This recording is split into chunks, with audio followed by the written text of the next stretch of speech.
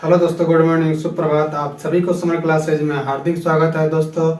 तो आइए आज हम लोग स्टार्ट करने जा रहे हैं 10th क्लास का जो गोधूली भाग 2 का जो 4th चैप्टर है, नाखून क्यों बढ़ते हैं।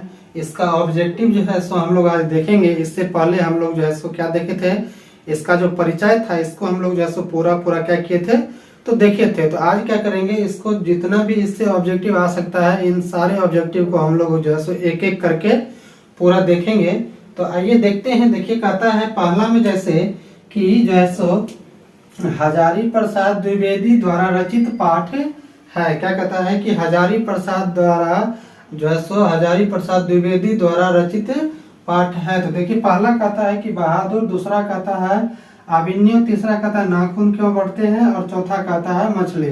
तो देखिए आप लोगों को हम इससे अगले क्लास में जो पढ़ाए हैं वो आप लोग को ध्यान होगा कि जो है सो हजारी प्रसाद द्विवेदी द्वारा जो है सो रचित पाठ कौन सा है, तो जो है सो नाखून क्यों बढ़ते हैं। क्या होगा, नाखून क्यों बढ़ते हैं। तो इस तरीके से देखिए इसमें सी है तो सी इसका आंसर हो जाएगा। ठीक है, देखिए इसी तरीके से कहता है 2 नंबर में कि कौन सा निबंध नई पीढ़ी में सौंदर्य बोध, इतिहास, चेतना और सांस्कृतिक आत्मगौरव का भाव जगाता है। क्या कहता है कि कौन सा निबंध नई पीढ़ी में सौंदर्य बोध, इतिहास, चेतना और सांस्कृतिक आत्मगौरव का भाव जगाता है। तो देखिए पहला में कहता है कि नागरी लिपि, दूसरा में कह रहा है नाखून क्यों बढ़ते हैं, तीसरा में कह रहा है बहादुर और चौथा में कह रहा है विष के दांत। तो देखिए ये जो कहने का मतलब कह रहा है क्वेश्चन बहुत अच्छा क्वेश्चन है कि कौन सा निबंध नई पीढ़ी में सौंदर्य बोध, इतिहास, चेतना और सांस्कृतिक आत्मगौरव को भाव को जगाता। देखिए ये क्वेश्चन शायद हम नहीं पढ़ाए थे इससे अगले क्लास में, लेकिन इसमें देख लीजिए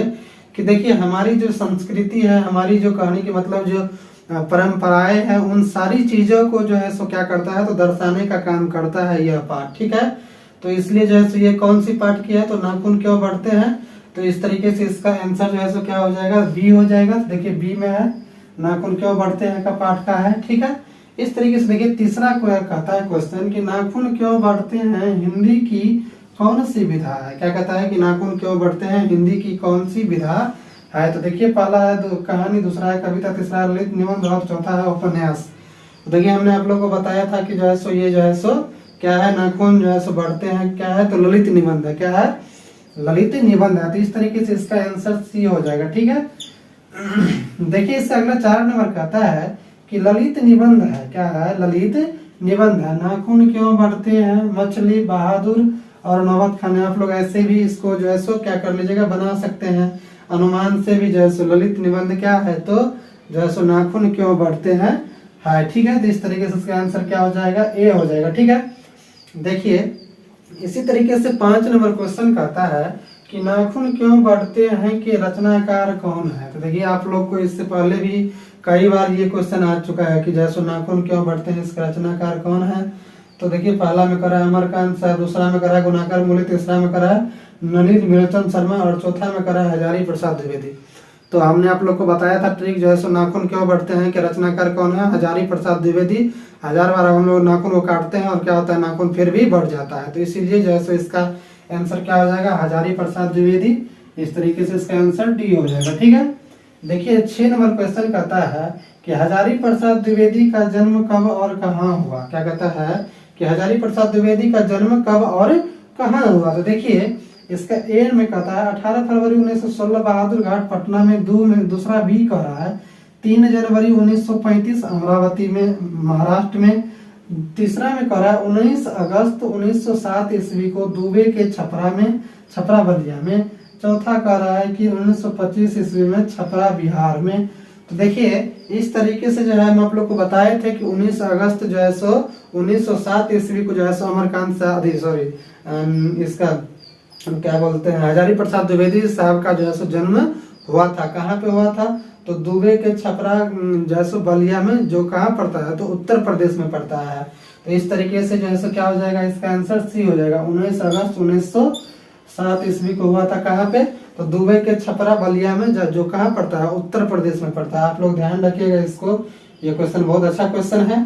ठीक है, इससे आगे देखिए 7 नंबर क्वेश्चन कहता है कि नाखून प्रतीक है। तो नाखून किसका प्रतीक है, तो देखिए पहला करा मानवता का, दूसरा करा प्रेम का, तीसरा करा पौरुष का और चौथा कहता है पांचवी वृत्ति का। तो देखिए हमारा जो नाखून है वो क्या है, तो पांचवी वृत्ति है, यानी कि जो प्राचीन की जो वृत्ति है यानी पशुत्व की जो वृत्ति है वो वृत्ति है, ठीक है। तो देखिए इसलिए जो है सो हम लोग इस तरीके से सिखा सकते हैं पांचवी वृत्ति को, कि पांचवी वृत्ति का है नाखून का प्रतीक। तो देखिए इस तरीके से इसका आंसर क्या हो जाएगा, डी हो जाएगा। इसलिए पांचवी वृत्ति है क्योंकि ये जो है सो प्राचीन काल से ही जो है सो क्या है हम लोगों के जो है सो साथ आ रहा है नाखून, ठीक है।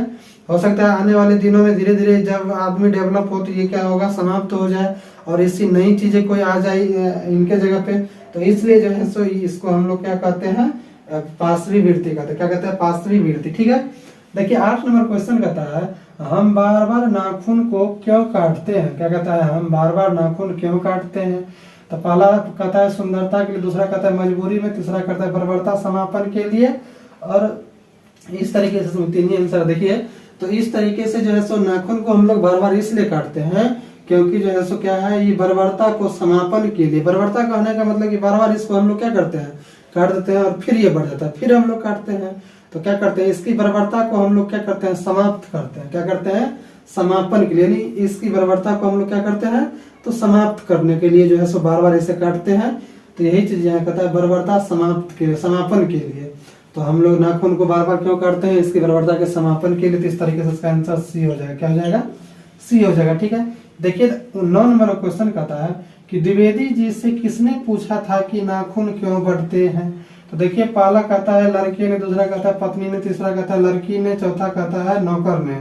तो देखिए कि द्विवेदी जी से जो है सो आप लोग तो ऐसे ही इसको आंसर जानते होइएगा, तो मार दीजिएगा। इसमें जो है क्या हो जाएगा, इनका लड़की जो है सो पूछा था, जो लड़की ने पूछी थी जो है सो पापा जी नाखून क्यों बढ़ते हैं, ठीक है। तो इस तरीके से इसका आंसर क्या हो जाएगा, सी हो जाएगा, ठीक है। देखिए इससे अगला कहता है 10 नंबर कि काट दीजिए वे चुपचाप दंड स्वीकार कर लेंगे, पर निर्लज्ज अपराधी की भांति फिर छूटते ही सेंध पर हाजिर हो जाएंगे। प्रस्तुत पंक्तियां किस पाठ से ली गई है। देखिए क्या कहता है कि काट दीजिए वे चुपचाप दंड स्वीकार न कर लेंगे, कुछ बोलता नहीं है इसमें। तो कहने का मतलब ऐसा नहीं है कि नहीं, मान लीजिए मांस की तरह कट गया तो अपने आप को अनुभव होता है कि नहीं कट गया, चिल्लाते हैं बहुत।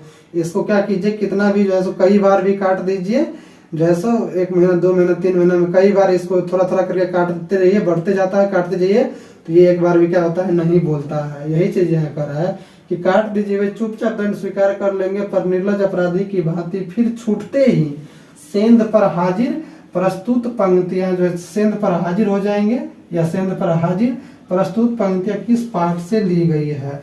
तो देखिए ये जो है सो पहला देखिए कहता है परंपरा का मूल्यांकन, दूसरा कह रहा है नागरी लिपि, तीसरा कहता है अभिनय, और चौथा जो कह रहा है नाखून क्यों बढ़ते हैं। तो इस तरीके से जो है सो यह पाठ जो है सो किससे लिया गया है, तो नाखून क्यों बढ़ते हैं पाठ से लिया गया है। अभिनय तो होगा नहीं, नागरी लिपि तो होगा नहीं, इस परंपरा का मूल्यांकन तो होगा नहीं, होगा कौन, तो ये इस तरीके से डी इसका आंसर नाखून क्यों बढ़ते हैं हो जाएगा, डी होगा इसका आंसर, ठीक है। इसी तरीके से देखिए 11 नंबर क्वेश्चन कहता है कि जो है सो नाखून क्यों बढ़ते हैं लेखक से किसने पूछा। क्या कहता है, नाखून क्यों बढ़ते हैं लेखक से किसने पूछा, ठीक है। तो देखिए इनसे किसने पूछा, पहला कहता है पुत्र ने, दूसरा कहता है कि जो है सो छोटी लड़की ने, तीसरा कहता है पत्नी ने, चौथा कहता है मित्रों ने।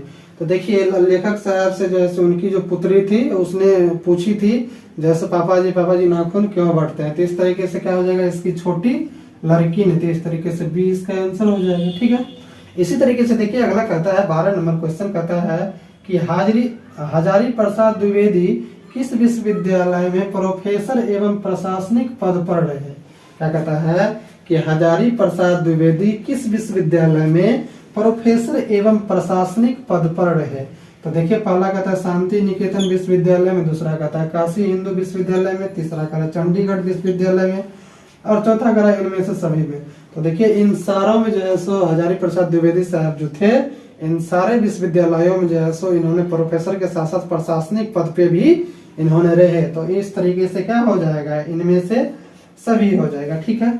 देखिए इससे अगला कहता है कि द्विवेदी जी को किस रचना के लिए साहित्य अकादमी पुरस्कार मिला। देखिए हमने आप लोग को बताया भी था जो है सो द्विवेदी जी को जो है सो किस रचना के लिए जो है सो साहित्य अकादमी पुरस्कार मिला था। तो देखिए जैसे पहला में करा अशोक के फूल, दूसरा में करा कुटुज, तीसरा में कह रहा है नाखून क्यों बढ़ते हैं, चौथा में कह रहा है आलोक पर्व। तो इस तरीके से जो है सो इन्हें जो है सो इन्हें मिला था टोटल कितने पुरस्कार, तो 2 पुरस्कार मिले थे। कौन कौन, ये आप लोग ध्यान रखिएगा, कौन कौन मिले थे। तो एक मिले थे साहित्य अकादमी पुरस्कार और एक मिले थे पद्म भूषण पुरस्कार, ठीक है। तो इस तरीके से इससे जो है सो साहित्य अकादमी पुरस्कार जो मिला था किसके लिए मिला था, तो आलोक पर्व के लिए मिला था। किसके लिए मिला था, आलोक पर्व के लिए। ऐसा नहीं तो इसी को उल्टा करके पूछ देगा कि आलोक पर्व के लिए जो है सो हजारी प्रसाद द्विवेदी जी को कौन सा जो है सो पुरस्कार मिला था, तो वहां आपको दे देगा साहित्य अकादमी पुरस्कार, दूसरा में दे देगा पद्म भूषण पुरस्कार, पद्म विभूषण पुरस्कार और चौथा में दे देगा और इनमें से कोई नहीं। तो आप लोग हमेशा ध्यान रखिएगा कि जो है सो हजारी प्रसाद द्विवेदी को जो है सो आलोक पर्व के लिए जो है सो क्या दिया गया था, साहित्य अकादमी पुरस्कार दिया गया था, ठीक है।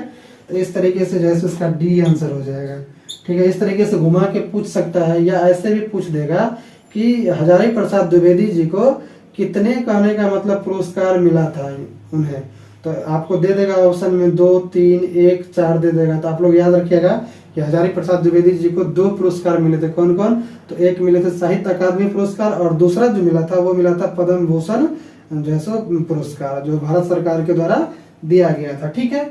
इस तरीके से देखिए 14 नंबर क्वेश्चन कहता है कि आलोक के लेखक के अनुसार मनुष्य के नाखून किसके जीवंत प्रतीक है। क्या कहता है कि लेखक के अनुसार मनुष्य के नाखून किसके जीवंत प्रतीक है। तो देखिए पहला कहता है सभ्यता के, दूसरा कहता है मनुष्यता का, तीसरा कहता है सौंदर्य का और चौथा कह रहा है पाश्वी वृत्ति का। तो देखिए लेखक के अनुसार मनुष्य का जो नाखून है वो किसका जीवंत प्रतीक है, तो पाश्वी वृत्ति का। पाश्वी वृत्ति मतलब यानी जो प्राचीन काल की जो वृत्ति थी, पशुत्व का जो वृत्ति था, वो वृत्ति जो है सो हम लोगों को क्या है, तो जीवंत का जो है सो एक तरीके से जीवित रूप से अभी भी वर्तमान में हम लोग के पास मौजूद है नाखून, है कि नहीं। तो यही इसलिए जो है इस तरीके से इसका आंसर जैसे क्या हो जाएगा, पाश्वी वृत्ति हो जाएगा, ठीक है, डी हो जाएगा इसका आंसर। तो इस तरीके से जो है सो आप लोग शायद समझ गए होंगे। तो आप लोग क्या कीजिए, इसे जो है सो जो स्क्रीनशॉट लेना चाहते हैं फटाफट स्क्रीनशॉट लीजिए, या जो लिखना चाहते हैं तुरंत 1 मिनट में लिखिए।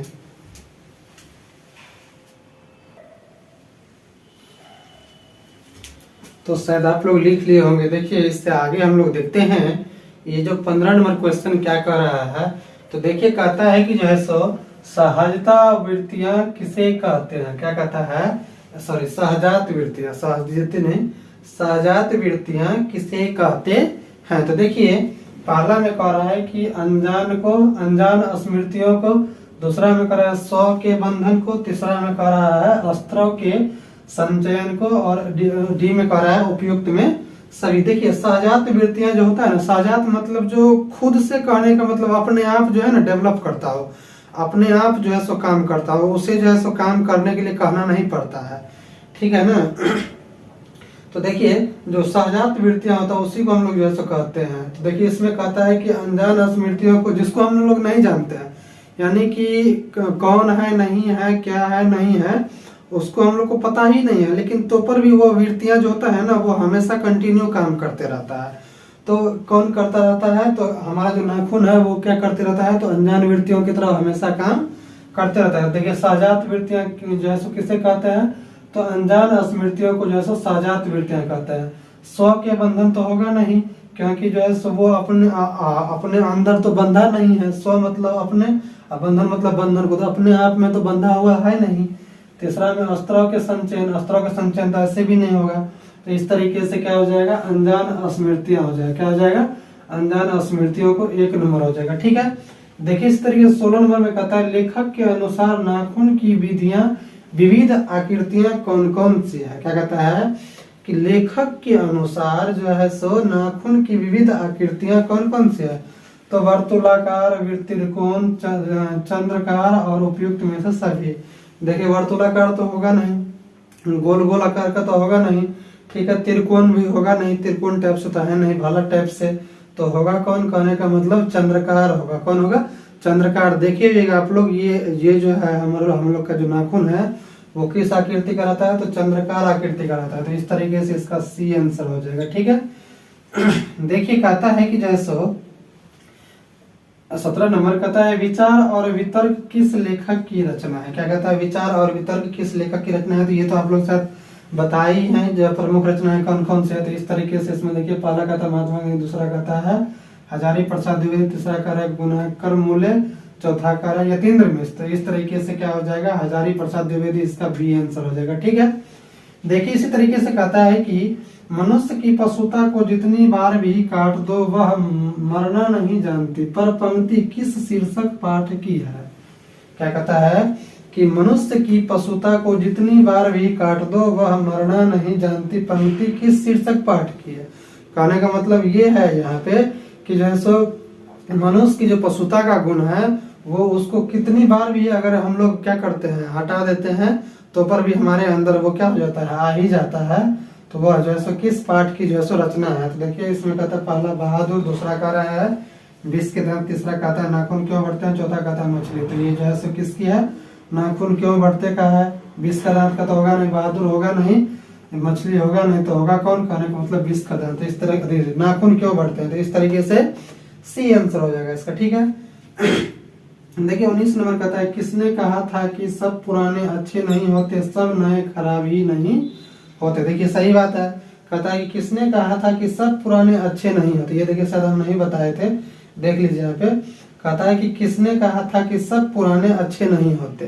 कहने का अर्थ यहाँ पे ये है कि बहुत ऐसी जो पुरानी जो हमारी जो चीजें हैं, जो सभ्यता है, वो जो है सब का सब जो है सो अच्छा ही नहीं हो सकता है। सही बात है, उसमें कुछ खामियां भी थी, खराब चीजें भी थी।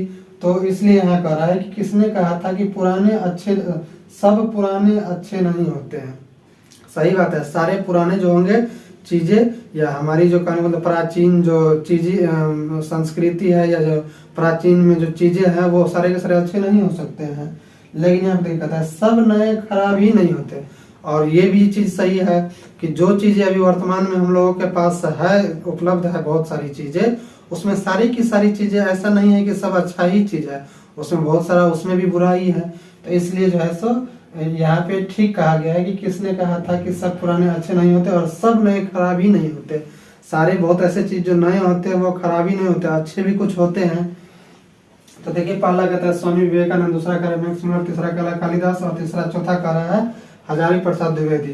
तो देखिए कालिदास ने कहे थे कि जो है सो सारी जो है सो पुराने जो है सो अच्छे नहीं होते हैं और सारे नए जो है सो खराब ही नहीं होते हैं। तो कौन कहे थे, कालिदास ने कहते थे। इस तरीके से इसका आंसर क्या हो जाएगा, सी हो जाएगा। ठीक है, देखिए कहता है कि दधीची की हड्डी से क्या बना था, ये भी शायद हम नहीं बताए थे। तो देखिए इसमें देख लीजिए कि दधीची मुनि ऋषि मुनि का जो ऋषि का जो अथी था, हड्डी था, उस हड्डी से जो है सो इंद्र का जो ब्रज था, कवच जो था, रक्षा करने वाला जो कवच था, वो कवच जो है सो था बना हुआ था। तो इस तरीके से देखिए पहला में कहता है धनुष, दूसरा में कह रहा है इंद्र का वज्र, तीसरा में कह रहा है त्रिशूल, चौथा में कह रहा है तलवार। तो इस तरीके से जो है सो दधीची ऋषि के जो हड्डी से जो है सो क्या बना था, तो इंद्र का ब्रज बना था, जो बचाने के लिए, रक्षा के लिए अस्त्र के रूप में उपयोग किया जाता है। तो उस अस्त्र के रूप में इसका प्रयोग किया जाता था। इंद्र का जो ब्रज था उस ब्रज को किया जाता था। ठीक है, तो इस तरीके से इसका आंसर बी हो जाएगा। देखिए 21 नंबर कहता है कुटज के रचनाकार हैं। क्या कहता है, कुटज के रचनाकार हैं। तो पहला देखिए कहता है नलिन बिलोचन शर्मा, दूसरा कह रहा है हजारी प्रसाद द्विवेदी, तीसरा कह रहा है गुणाकर मूल्य और चौथा कह रहा है अमरकांत साहब।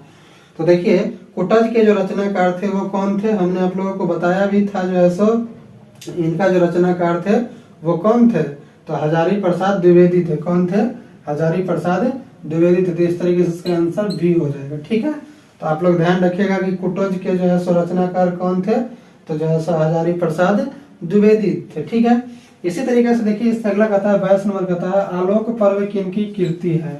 देखिए हमने आप लोग को कई बार जो है सो इस चीज को बताया है कि जो है सो आलोक पर्व किनकी कीर्ति है। तो देखिए पहला में कह रहा है अमरकांत साहब का, दूसरा में कह रहा है विनोद का, तीसरा शुक्ल का, तीसरा में कह रहा है नलिन बिलोचन शर्मा का और चौथा में कह रहा है हजारी प्रसाद द्विवेदी का। तो देखिए हमने आप लोगों को बताया था कि आलोक पर्व जो था सो किनकी कीर्ति था, तो हजारी प्रसाद द्विवेदी जी का कीर्ति था। तो इस तरीके से इसका आंसर क्या हो जाएगा, डी हो जाएगा। अमरकांत साहब का था ही नहीं। ये लोग तो आसान क्वेश्चन है, ये आप लोग आसानी से बना लीजिएगा, शायद नहीं छूटेगा आप लोग से क्वेश्चन कभी भी नहीं। देखिए 23 नंबर क्वेश्चन कहता है कि मनुष्य किस ओर बढ़ रहा है, पशुता की ओर या मनुष्यता की ओर, अस्त्र की, फिर से देखा था मनुष्य किस ओर बढ़ रहा है, पशुता की ओर या मनुष्यता की ओर, कहता है अस्त्र बढ़ाने की ओर या अस्त्र घटाने की ओर, ठीक है। कहता है प्रस्तुत पंक्ति किस रचना की है। तो देखिए पहला कह रहा है हजारी प्रसाद द्विवेदी, दूसरा कह रहा है मैक्स मुलर, तीसरा कह रहा है गुणाकर मूल्य और चौथा कह रहा है ये सभी। तो देखिए जो है अस्त्र शस्त्र का जिक्र जो है किस पाठ में किया गया है, तो ये जो नाखून क्यों बढ़ते हैं इस पाठ में किया गया है। तो इनके जो लेखक है कौन है, हजारी प्रसाद द्विवेदी है। तो देखिए इसमें हजारी प्रसाद द्विवेदी कहाँ पे है, तो देखिए ए में है, तो इसका आंसर इस तरीके से क्या हो जाएगा, ए हो जाएगा। मैक्स मुलर नहीं होगा, गुणाकर मूल्य नहीं होगा, ये सभी तो होगा ही नहीं, ठीक है।